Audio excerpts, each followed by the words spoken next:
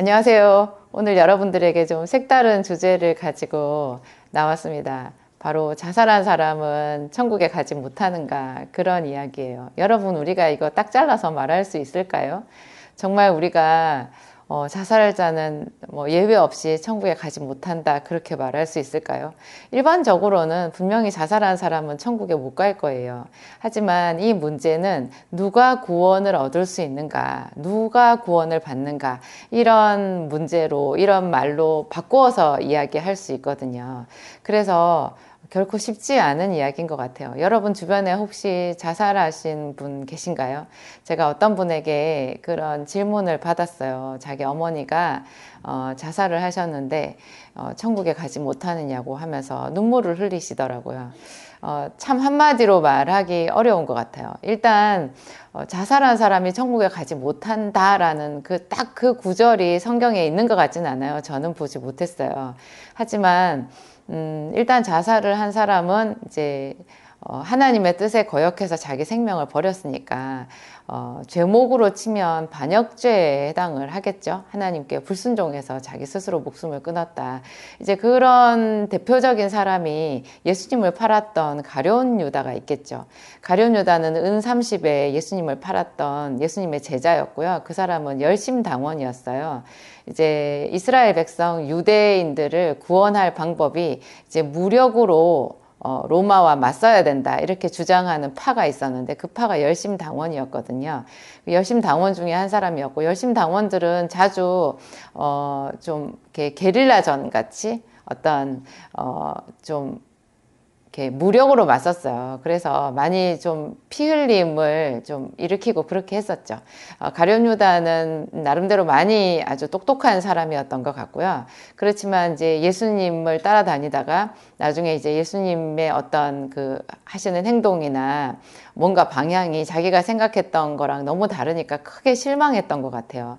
그래가지고 예수님을 대제사장에게 찾아가서 팔아버렸는데요. 예수님이 이렇게 그 가룟 유다가 이 일을 행하기 전에 가룟 유다에 대해서 말씀하신 구절이 있어요. 너희 중에 한 사람이 나를 팔리라.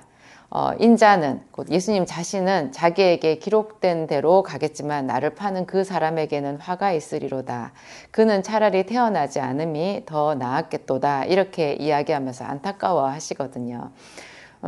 그래요. 하여튼 가룟 유다는 나중에 자기가 한 행동을 후회하면서 그 받았던 은 30냥을 자기에게 준 그 대제사장들에게 다 도로 던져버리고 가서 목을 메어 자살을 하는데, 그것도 또 끔찍하게 그 목맨 자리에서 또 이렇게 곤두박질을 쳐지나 봐요. 사도행전에 사도 베드로가 이야기한 부분에 보면 그 말이 나오는데요. 그래서 이렇게 창자가 다 터져 나오고 그 주변이 이제 피밭이 되어버려가지고 크게 저주를 받은 사람의 어떤 상징이 되었어요. 그리고 구약 성경에도요, 자살을 한 사람이 또 한 사람, 제가 생각나는 사람이 있는데 바로 다윗의 책략가였던 아히도벨이라는 사람이거든요. 이분은 아주 똑똑했어요. 얼마나 지략이 뛰어났는지. 아히도벨이 어떤 이렇게 책략을 세우잖아요. 지략을 세우면 그것은 마치 하나님이 주시는 계획같이, 하나님이 주시는 지혜같이 그렇게 형통했대요. 너무너무 뛰어나고 보통 사람들이 당해낼 수 없을 정도로 머리가 좋았던 사람이었는데, 이 사람이 다윗에 대해서 뭔가 앙심이 있었던 것 같아요. 그래서 다윗의 아들 중에 압살롬이라는 그 아들이 다윗을 반역했잖아요. 왕인 아버지를 이제 반역해가지고 자기가 왕이 되어서 이제 모의를 일으켰는데 그 압살롬의 편에 서거든요. 그래서 다윗이 그 소식을 듣고 굉장히 당황해요. 자기가 너무나 잘 아는, 너무나 뛰어난 아히도벨이 자기 아들 압살롬의 편에 섰다고 하니까 뭐 압살롬의 모략은 당해낼 재간이 없으니까 다윗에게는 아주 그게 힘든 일이었거든요. 그때 다윗이 딱 이렇게 말해요. 주여 하나님이여, 원컨대 아히도벨의 모략을 어리석게 하옵소서. 저는 이 다윗의 기도가 정말 지혜롭다는 생각이 드는 거예요. 여러분들도 혹시 기도할 때 이런 상황에 처하면 이 기도 활용해 보세요. 원컨대 그의 모략을 어리석게 하옵소서. 어떤 악한 사람이 나를 허위로 공격하고 계속해서 함정을 파고 이럴 때, 그런 상황에 닥칠 때 딱 이용해 볼 수 있는 활용하기 좋은 그런 기도문인 것 같아요. 원컨대 그의 모략을, 그의 계획을 어리석게 하옵소서. 근데 정말 그 말대로 아히도벨의 모략이 실패로 끝나요. 왜냐하면 다윗의 책략가가 또 있었거든요. 아렉 사람 후세라는 사람이 있었는데, 이 사람이 이제 다윗의 편에 서서 다윗 몰래 압살롬의 그 진영에 들어가 가지고요, 아히도벨의 모략이 이렇게 채택되지 못하도록 왕을 왕이라고 해야 되나요? 하여튼 압살롬의 마음을 훔쳐요. 그래서 압살롬이 혼동이 와가지고 아히도벨의 그 좋은 모략을 버리고 후세의 모략을 택해요. 그래가지고 그것 때문에 전세가 역전이 돼서 결국 압살롬은 망하고 이제 다윗은 이제 승리를 하게 되거든요. 아히도벨은 얼마나 머리가 좋은 사람인지 그 압살롬이 자기의 그 계획안, 자기가 말했던 그 안을 채택하지 않고 후세의 안을 채택한 그 순간에 딱 그 앞에서 물러나와가지고요, 조용히 자기 고향 집으로 돌아가요. 그래서 자기 주변을 싹 정리하고 자살해요. 그 사람은 그냥 딱 안 거예요. 후세의 모략대로 가면 그대로 압살롬은 망한다라는 거, 그러면 자기도 끝이라는 거. 그냥 그거를 딱 받아들이고 가서 자기 주변을 싹 정리하고 자살의 길을 택하는 거예요. 와, 머리가 좋은 사람은 또 그렇게 끝이 어리석어요. 두 사람이 다 공통점이 있어요. 가룟 유다도 예수님의 12 제자들 중에서 상당히 뛰어난 사람이었고요. 뭐 어부였던 베드로나 요한이나 그런 사람들, 벳세다 사람, 빌립 이런 사람들에 비하면 가룟 유다는 상당히 많이 배운 사람이었을 거라고 그렇게 목사님들이 설교를 하시더라고요. 그렇게 너무 뛰어난 사람들은 자기의 어떤 그 생각 속에서 오히려 제일 어리석은 행동을 취하게 되는 게 아닌가. 그래서 자살을 하는 게 아닌가. 근데 제가 오늘 자살하는 사람은 천국에 가지 못한다, 그 말씀을 이제 확정적으로 드리려고 지금 이 영상을 만드는 것은 전혀 아니고요. 일단 하나님 앞에서 자기의 길을, 그 고난을 견디지 못하고 그냥 맞서지 못하고 이렇게 생명을 포기해 버리는 거잖아요. 그것은 당연히 사실은 지옥 가는 지름길이라는 것은 저는 확실해요. 확신해요. 그것은. 그렇지만 어떤 제가 그 세계적인 그 권위자였고 아주 영적인 지도자였던 어떤 목사님이 쓴 예전에 어떤 글을 읽은 적이 있었는데요. 그분이 하나님께 계시를 잘 받는 분이었거든요. 근데 그 목사님의 아버지가 자살자였어요. 너무너무 그분도 한 수십 년 동안 하나님 앞에 자살한 자기 아버지가 결국에 하나님 앞에 버림을 당하고 지옥에 갔을까, 그것을 가지고 고민하면서 기도하면서 그렇게 하셨던 경험을 이야기해 놓으셨더라고요. 그때 하나님께 이분이 응답을 받았는데요, 아버지가 구원을 받으셨다는 거예요. 왜냐하면 자살해서 그 목숨이 끊어져 갈 그때 그분이 주의 이름을 부르고 정말 자기의 그 고통과 자기의 죄악과 이런 것을 하나님 앞에 아뢰어 드렸대요. 그래서 구원을 받았다라는 얘기가 있더라고요.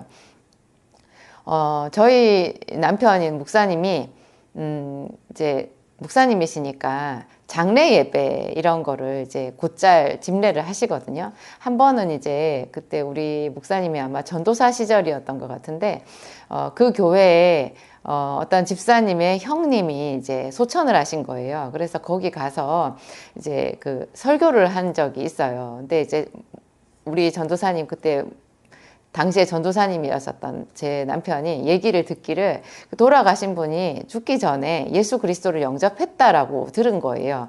그래서 좋구나. 왜냐하면 예배를 드리러 이제 설교를 하러 장례 예배 이렇게 가는 목회자 입장에서는요, 믿는 사람이 돌아가신 게 훨씬 설교하기가 마음이 편하고 좋거든요. 불신자가 돌아가셨다라고 하면 거기서 무슨 말로 어떻게 설교를 해야 되나 난감하다고 하시더라고요. 그래서 이제 그분이 천국 가셨구나 이렇게 생각하고는 확신하고 막 이제 그거를 전제로 해서 열심히 설교를 하신 거예요. 나중에 목사님이 혼자 하나님 앞에 개인 기도 시간에 하나님께 크게 책망을 받았대요. 네가 왜 그 사람이 구원받았다고 사람들에게 말했냐고. 그래서 아니 그분이 돌아가시기 전에 예수님을 영접했다고 하길래 그렇게 했는데요. 그랬더니 하나님이 너무너무 싫어하시더래요. 그 사람이 정말로 영접한 게 아니라 주변에서 하도 하라고 해가지고 입으로만 그냥 마음에도 없이 시인을 한 것일 뿐이라는 거예요. 그래서 그분은 구원을 받은 사람이 아닌데 그냥 확정적으로 이제 주의 종이 그렇게 말을 해버린 것은 하나님이 싫어하신 거죠. 그러니까 제가 이 두 가지 정반대 사례를 얘기한 거예요. 어떤 사람은 자살을 해서 누가 보아도 가룟 유다 같이 지옥에 갔다라고 할 수밖에 없지만 그 사람들 중에서도 모르는 거예요. 최후로 그 사람이 구원을 받았는지는. 또 우리가 보기에는 죽기 전에 마치 십자가 위에 강도처럼 예수님 그 십자가에 뭐 우편인지 좌편인지 있었던 강도한 사람은 죽기 전에 그 예수님께 당신의 나라가 임할 때 나를 생각하소서 이렇게 고백한 그 한마디로 그냥 구원을 받았잖아요. 네가 오늘 나와 함께 낙원에 있으리라. 예수님이 그렇게 말해서 그 사람은 죽기 전에 바로 구원을 받아가지고 많은 사람들이 그 말을 너무 많이 의지를 하는 거예요. 그래서 어떤 사람들은 이렇게 말해요. 자기는 예수 믿으라고 하면 자기는 평생 이렇게 살다가 딱 죽기 전에 그냥 예수님 영접하고 죽을 거래요. 그렇게 얘기를 하는 거예요. 근데 이게 얼마나 큰 오해겠어요? 그 강도가 십자가 위에서 주여 당신의 나라가 임할 때 나를 생각하소서 한 그 믿음이 쉬운 믿음일까요? 그것이 아무나 할 수 있는 일일까요? 전혀 그렇지 않거든요. 그 십자가 위에 그 강도는요, 영광 중에 계신 예수님을 본 게 아니에요. 십자가 밑에 계신 예수님을 본 게 아니에요.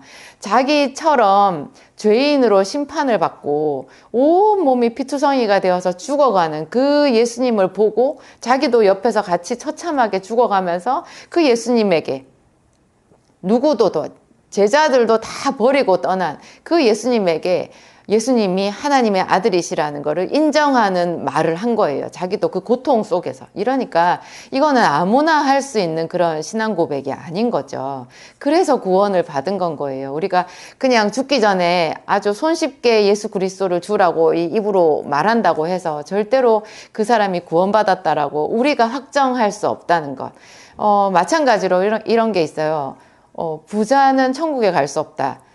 부자가 천국에 가는 것은 낙타가 바늘귀로 들어가는 것만큼 그것보다 어쩌면 더 힘들다. 이런 말을 가지고 많은 사람들이 그 부자는 천국에 못 간다. 그래서 부자는 천국에도 못 가는 버림받은 사람들이다라고 생각하는 가난한 사람들이 많아요.